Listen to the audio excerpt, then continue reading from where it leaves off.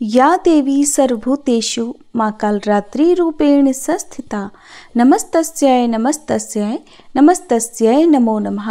आप सभी पर मां कालरात्रि की कृपा सदा बनी रहे। मां कालरात्रि आप सभी की मनोकामनाएं पूर्ण करे। आज नवरात्रि के 7वें दिन मां भगवती के कालरात्रि रूप की पूजा का विधान है और मां कालरात्रि का ये रूप अत्यंत ही भयानक है और अपने भक्तों की रक्षा करने के लिए मां कालरात्रि सदैव तत्पर रहती हैं, इसलिए इन्हें शुभांकरी भी कहा जाता है। प्रिय श्रोताओं, अब आप सुनेंगे मां कालरात्रि की संपूर्ण कथा, साथ ही सुनेंगे महिषासुर मर्दिनी स्तोत्र का हिंदी अनुवाद। जो भी भक्त नवरात्रि के पूरे 9 दिन तक सच्चे मन से लगातार महिषासुर मर्दिनी स्तोत्र का पाठ करता है अथवा सुनता है और दूसरों को सुनाता है, मां भगवती की कृपा से उनकी सारी मनोकामनाएं पूर्ण हो जाती हैं। मां कालरात्रि की 4 भुजाएं हैं। ऊपर की दाहिनी भुजा से मां भक्तों को वर प्रदान करती हैं, निचली दाईं भुजा से अभय देती हैं, जबकि बाईं भुजाओं में मां खड्ग और कटीला मूसल धारण करती हैं। मां कालरात्रि के केश खुले हुए हैं और गले में बिजली की माला शोभा पा रही है। ऐसा लगता है मानो बिजली चमक रही हो। क्रोध में मां की नासिका से अग्नि की ज्वालाएं निकलती रहती हैं। मां कालरात्रि गर्दभ यानी गधे की सवारी करती हैं। मां कालरात्रि के इस भयंकर स्वरूप को देखकर असुर और नकारात्मक शक्तियां भयभीत रहती हैं, लेकिन माता कालरात्रि अपने भक्तों पर परम अनुकंपा दर्शाने वाली हैं। भक्तों के लिए सुलभ और ममतामयी होने के कारण माता को शुभंकरी भी कहा जाता है।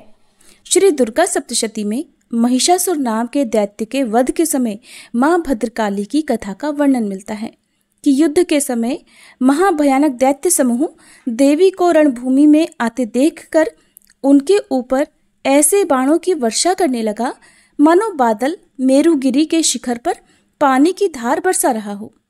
तब देवी ने अपने बाणों से उस बाण समूह को अनायास ही काटकर उसके घोड़े और सारथियों को भी मार डाला। साथ ही उसके धनुष और अत्यंत ऊंची ध्वजा को भी तुरंत काट गिराया। धनुष कट जाने पर उसके अंगों को अपने बाणों से बींध डाला और भद्रकाली ने शूल का प्रहार किया। उससे राक्षस के शूल के सैकड़ों टुकड़े हो गए और वह महादैत्य प्राणों से हाथ धो बैठा। इसी प्रकार चंड और मुंड के वध के लिए मां विकराल मुखी काली प्रकट हुई। मार्कंडेय ऋषि कहते हैं कि इसके बाद शुंभ की आज्ञा पाकर वे चंड मुंड आदि दैत्य चतुरंगिणी सेना के साथ अस्त्र शस्त्रों से सुसज्जित होकर चल पड़े। फिर गिरिराज हिमालय के स्वर्णमय ऊंचे शिखर पर पहुंचकर उन्होंने सिंह पर बैठी देवी को देखा। उन्हें देखकर दैत्य लोग तत्परता से उन्हें पकड़ने का प्रयास करने लगे। तब देवी अंबिका ने उन शत्रुओं के प्रति बड़ा क्रोध किया। उस समय क्रोध के कारण उनका मुख काला पड़ गया, ललाट में भौहें टेढ़ी हो गई और वहीं से तुरंत विकराल मुखी काली प्रकट हुई, जो तलवार और पाश लिए हुए थी। वे विचित्र खडवांग धारण किए और चीते के चर्म की साड़ी पहने नरमुंडों की माला से विभूषित थीं। उनके शरीर का मांस सूख गया था, केवल हड्डियों का ढांचा था, जिससे वे अत्यंत भयंकर जान पड़ती थीं। उनका मुख बहुत विशाल था। जीभ लपलपाने के कारण वह और भी डरावनी लग रही थी। उनकी आंखें भीतर को धंसी हुई और कुछ लाल थीं। वे अपनी भयंकर गर्जना से संपूर्ण दिशाओं को गुंजा रही थी। बड़े बड़े दैत्यों का वध करती हुई वे कालिका देवी बड़ी तेजी से दैत्यों की उस सेना पर टूट पड़ी और उन सबको खाने लगी। तीनों लोकों में राक्षस शुंभ, निशुंभ और रक्तबीज दैत्य ने हाहाकार मचा रखा था। सभी देवतागण चिंतित थे। सभी देवी देवता मिलकर भगवान शिव के पास गए और रक्षा की प्रार्थना की। तब महादेव ने मां पार्वती से असुरों का संहार कर अपने भक्तों की रक्षा करने के लिए कहा। इसके बाद माता पार्वती ने दुर्गा जी का रूप धारण किया और शुंभ निशुंभ का वध कर दिया। अब देवी के सामने असली चुनौती राक्षस रक्तबीज ने पेश की। जैसे ही मां दुर्गा रक्तबीज को मारती और उसके खून की बूंदें धरती पर गिरती, वैसे ही उसके ही जैसे लाखों रक्तबीज पैदा हो जाते, जिससे माता क्रोधित हो गई। उनका वर्ण श्यामल हो गया और इसी स्वरूप से माँ कालरात्रि का प्रकट हुआ। दैत्य रक्तबीज एक ऐसा दानव था जिसे ये वरदान मिला हुआ था कि जब जब उसके रक्त की एक बूंद भी धरती पर गिरेगी तब हर बूंद से एक नया रक्तबीज जन्म ले लेगा, जो कि रूप और शक्ति में उसी के समान होगा।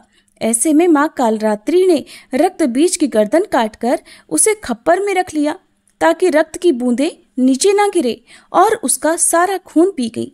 और इस प्रकार देवी ने रक्त बीज की एक भी रक्त की बूंद धरती पर नहीं गिरने दी। रक्त बीज दैत्य के रक्त से उत्पन्न हुए जितने भी रक्त बीज थे वे सब माँ की जिह्वा पर उत्पन्न होते गए और माँ उन सब को भक्षण करती गई। इस प्रकार रक्तबीज दैत्य शक्तिहीन हो गया और फिर माँ काली ने रक्तबीज का वध कर दिया। इस प्रकार माँ काली सदैव अपने भक्तों की रक्षा के लिए तत्पर रहती हैं।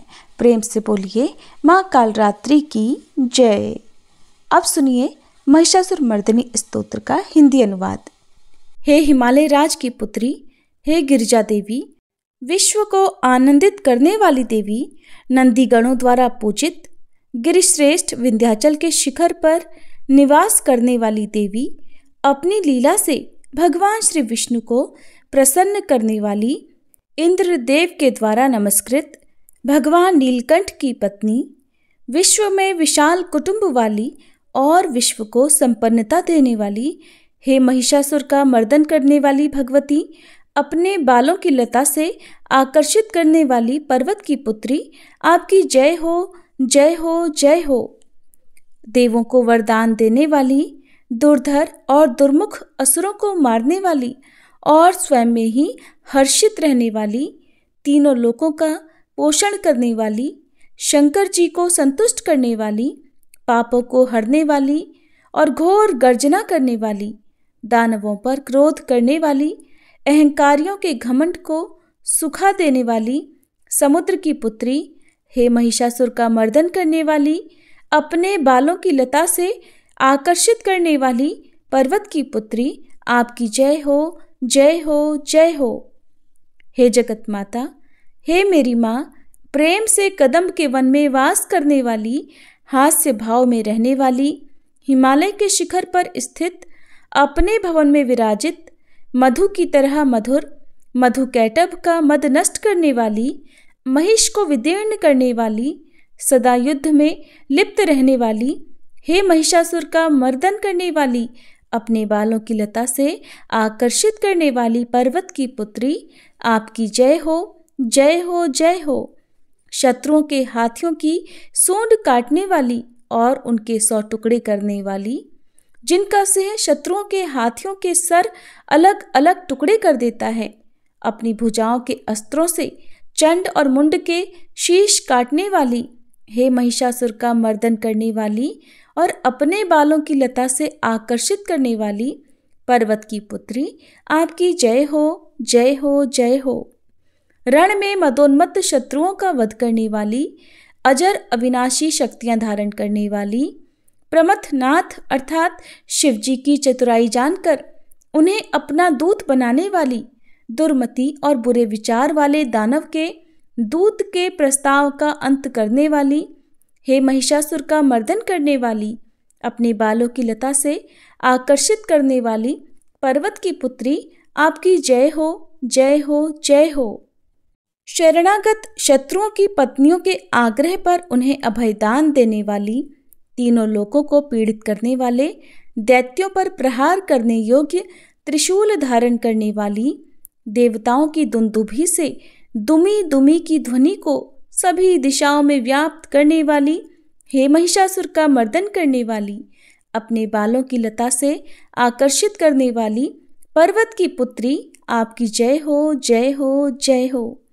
मात्र अपनी हुंकार से धूम्र लोचन राक्षस को धूम्र अर्थात धुएं के समान भस्म करने वाली, युद्ध में कुपित रक्तबीज के रक्त से उत्पन्न अन्य रक्तबीजों का रक्त पीने वाली, शुंभ और निशुंभ दैत्यों की बलि से शिवजी और भूत प्रेतों को तृप्त करने वाली, हे महिषासुर का मर्दन करने वाली, अपनी बालों की लता से आकर्षित करने वाली पर्वत की पुत्री, आपकी जय हो, जय हो, जय हो।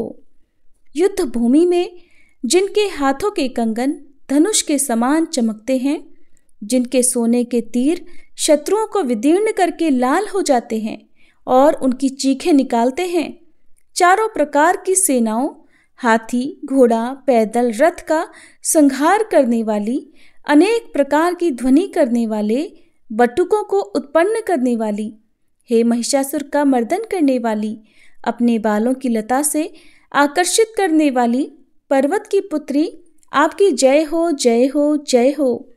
देवांगनाओं के तत था थेई थेई आदि शब्दों से युक्त भावमय नृत्य में मग्न रहने वाली, कु कुथ अड्डी विभिन्न प्रकार की मात्राओं वाले ताल वाले स्वर्गीय गीतों को सुनने में लीन, मृदंग की धू धुकुट धीमी धीमी आदि गंभीर ध्वनि सुनने में लिप्त रहने वाली, हे महिषासुर का मर्दन करने वाली, अपने बालों की लता से आकर्षित करने वाली पर्वत की पुत्री, आपकी जय हो, जय हो, जय हो।